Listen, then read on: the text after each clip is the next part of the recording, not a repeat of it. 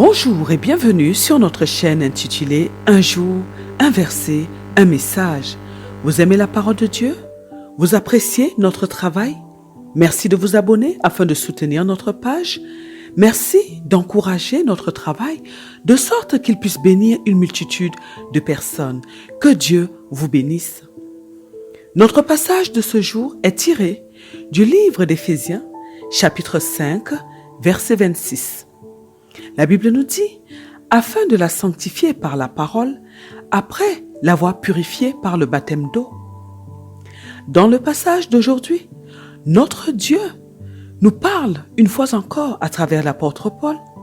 Le Seigneur s'adresse de nouveau aux hommes. Notre Dieu demande aux hommes mariés de sanctifier leurs femmes par la parole. Il leur demande dans un premier temps de les purifier par le baptême d'eau. Nous allons donc voir exactement ce que notre Dieu est en train de demander aux hommes à travers ce passage.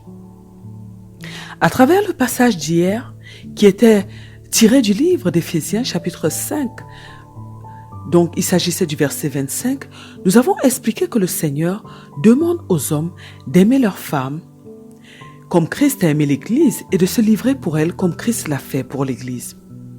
Nous avons parlé du véritable amour à travers le livre de 1 Corinthiens, chapitre 13, du verset 4 au verset 7. Et nous avons vu les différents aspects de l'amour selon Dieu. Nous avons vu ce que cela signifie de se livrer pour sa femme. Nous sommes toujours aujourd'hui donc dans le livre d'Éphésiens, chapitre 5. Cette lettre qui avait été envoyée aux chrétiens d'Éphèse, des chrétiens nouveaux convertis, qui rencontraient certains problèmes liés à l'unité de l'Église, des problèmes liés à l'antagonisme entre les communautés juives et païennes, des problèmes liés au contraste entre le mode de vie des chrétiens et celui des païens. Et cette lettre de Paul qui traite donc de plusieurs points importants, qui sont l'Église qui est le temple saint, qui sont l'homme parfait, qui sont l'épouse de Christ, qui est l'Église, qui sont la plénitude de Christ, ou encore du corps du Christ, dont Christ est la tête, et qui parle également, cette lettre qui parle également de la question de la fin des temps. Aujourd'hui donc, notre Dieu demande aux hommes de purifier leurs femmes par le baptême d'eau. Mais que veut dire le Seigneur en parlant de cette purification par le baptême d'eau? Nous avons dit que les personnes auxquelles notre Dieu s'adresse concernant le mariage sont des fils et des filles de Dieu. Ce sont donc des personnes qui sont des Christ. Nous avons dit que Christ est une personne qui est ointe.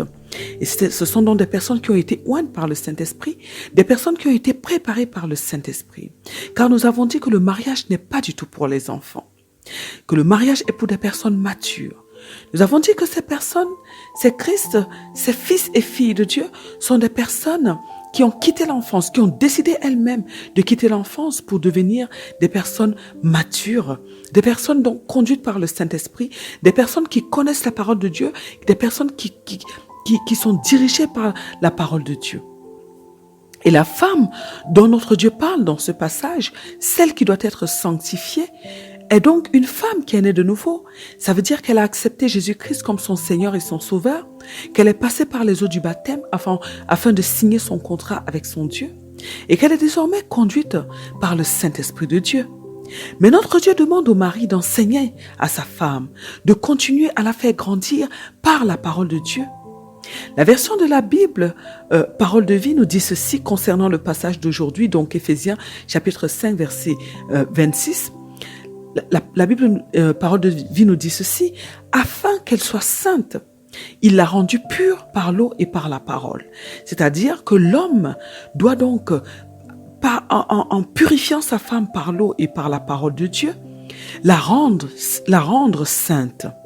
L'eau dans ce passage fait référence à la purification intérieure. L'eau a beaucoup de rôles, mais l'eau a également le rôle de purifier. Et ici, nous parlons en termes spirituels de la purification intérieure qui est la purification du cœur. Notre Dieu demande à l'homme d'enseigner la parole à sa femme, mais il lui demande aussi de veiller à la purification intérieure de sa femme. La femme doit se débarrasser de ses défaillances, de ses manquements, de ses péchés. Ça veut dire qu'elle doit faire un grand travail au niveau de son âme. Nous sommes formés de 3 parties. Nous avons 3 parties en tant qu'homme, en tant que femme. Nous avons l'esprit, qui est la partie qui communique avec l'Esprit de Dieu, la partie dans laquelle l'Esprit de Dieu est. Nous avons l'âme qui n'a pas du tout été restaurée, bien que Dieu nous ait donné un nouvel esprit. Et nous avons le corps qui est toujours le même. Et donc, l'homme doit aider sa femme à restaurer son âme, parce que comme la Bible nous dit, l'âme doit être sauvée, l'âme doit être restaurée, et c'est une métamorphose, c'est une transformation qui va se faire au travers de la parole de Dieu, à l'aide d'un travail de tous les jours. Et la femme doit donc se débarrasser de toutes les faiblesses de son âme. Et on nous parle notamment du fruit de la chair, qui sont l'envie, la jalousie, les excès de table et tout, qui agissent dans un premier temps au niveau de notre âme. Et la femme, donc, pour devenir cette femme sainte, doit se débarrasser de toutes ces faiblesses-là afin qu'elle puisse devenir cette femme sainte. Et c'est le mari qui est le pasteur, donc, de sa maison, qui doit faire ce travail, qui doit aider sa femme à faire ce travail afin qu'elle devienne cette femme qui sera sainte. Le Seigneur nous dit dans le livre de Proverbes, chapitre 4, verset 23, de garder notre cœur plus que toute autre chose, car de lui viennent les sources de la vie. Le cœur est aussi appelé l'âme, est aussi appelé notre ego. Tout ça, ça fait partie. Et donc, nous devons travailler au niveau des pensées, notamment du cœur, au niveau des pensées de notre âme, parce que tout se passe au niveau des pensées. Nous devons transformer nos pensées, et nos pensées doivent être remplacées par la pensée de Dieu qui est contenue dans la parole de Dieu. La femme doit donc garder son cœur pur en se débarrassant des mauvaises pensées qui la souillent. Elle doit tout faire pour tendre vers la sainteté.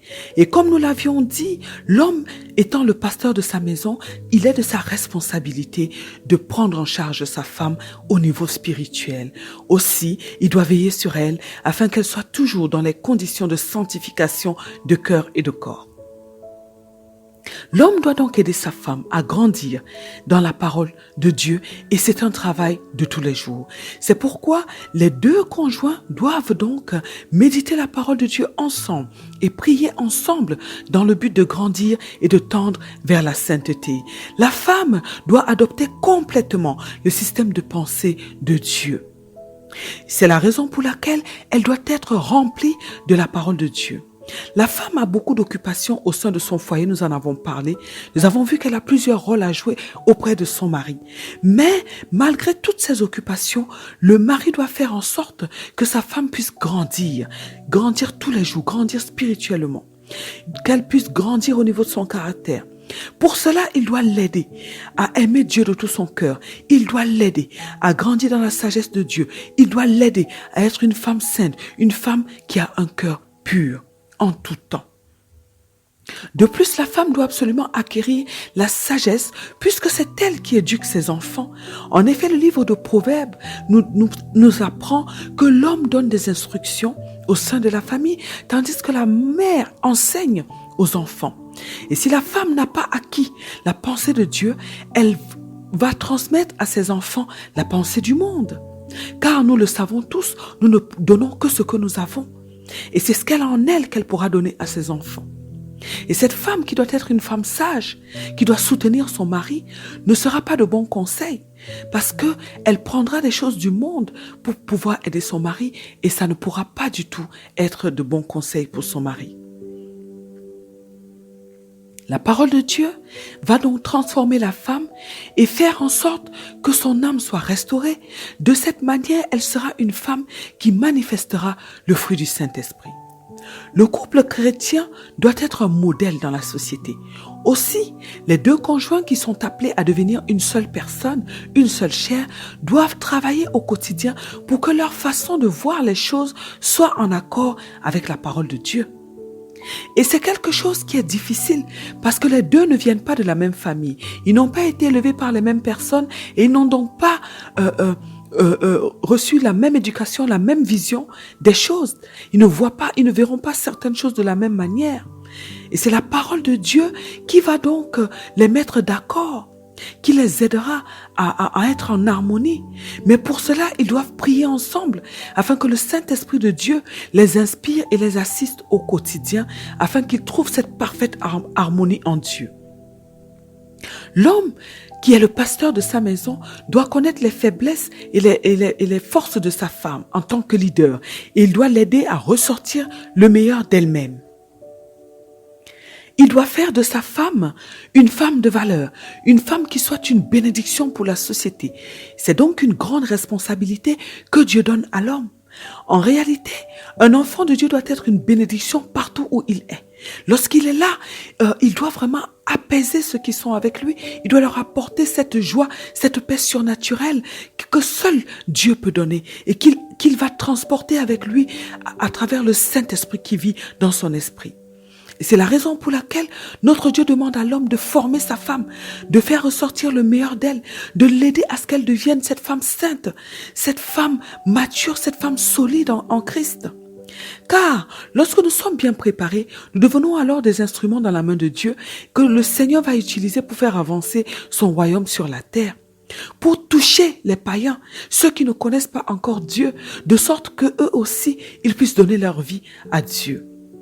Nous comprenons alors que le foyer est aussi un lieu de préparation et de transformation afin que les deux conjoints puissent grandir, atteindre la maturité nécessaire et qu'ils puissent accomplir les desseins de Dieu sur la terre.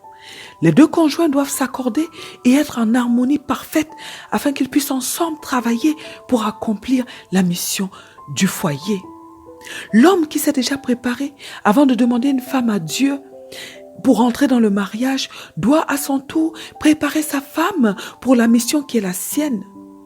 Il doit la former pour qu'elle soit prête pour l'assister dans cette mission, afin qu'elle ait toutes les clés qui sont nécessaires et qui l'aideront à être une bonne aide auprès de son mari. Car nous l'avons bien dit, le mariage n'est pas seulement une histoire d'amour entre l'homme et la femme, mais il est surtout un élément que Dieu utilise pour accomplir ses desseins sur la terre. Mais pour cela, les deux conjoints doivent être formés, ils doivent être préparés comme il se doit. Car ne l'oublions pas, nous luttons contre le diable et contre ses agents et celui-ci passera toujours par la personne la plus faible pour détruire les plans de Dieu au sein du foyer. Alors, le mari doit former sa femme et la rendre ferme dans le Seigneur, la rendre forte dans le Seigneur, solide dans le Seigneur, ancrée dans le Seigneur, ce qui est très très important. À travers le passage d'aujourd'hui, notre Dieu demande au mari de sanctifier sa femme par la parole après l'avoir purifiée par le baptême d'eau. Nous avons vu que l'homme doit veiller à ce que sa femme garde son cœur pur, qu'il doit veiller à ce qu'elle s'éloigne du péché et qu'elle demeure sur le chemin du Seigneur. Nous avons vu que la responsabilité de l'homme est grande et qu'il doit former sa femme par rapport à la mission qui est la sienne. Alors, mes bien-aimés dans le Seigneur Jésus-Christ, prenons la décision aujourd'hui de mettre la parole de Dieu en pratique et notre Dieu fera de nous une grande lumière sur cette terre. Prions aujourd'hui afin que Dieu donne la capacité à ses fils d'enseigner à leurs femmes la parole de Dieu, d'enseigner à leurs femmes les choses qui vont faire d'elles des femmes matures. Que Dieu leur donne la capacité de veiller sur leurs femmes, de les aider à toujours garder des cœurs purs. Prions afin que Dieu accorde la grâce aux hommes, à ses fils, d'enseigner leurs femmes et de les aider à aller dans la profondeur de la parole de Dieu afin qu'elles soient transformées et qu'elles soient des bonnes enseignantes à leur tour. Prions afin que Dieu donne aux hommes la capacité de mettre en pratique sa merveilleuse parole, de mener à bien la mission que Dieu leur a confiée sur la terre, au nom puissant de notre Seigneur Jésus-Christ. Amen. Que Dieu bénisse votre journée, que Dieu vous bénisse éternellement et à très bientôt sur notre chaîne. Un jour, un verset, un message.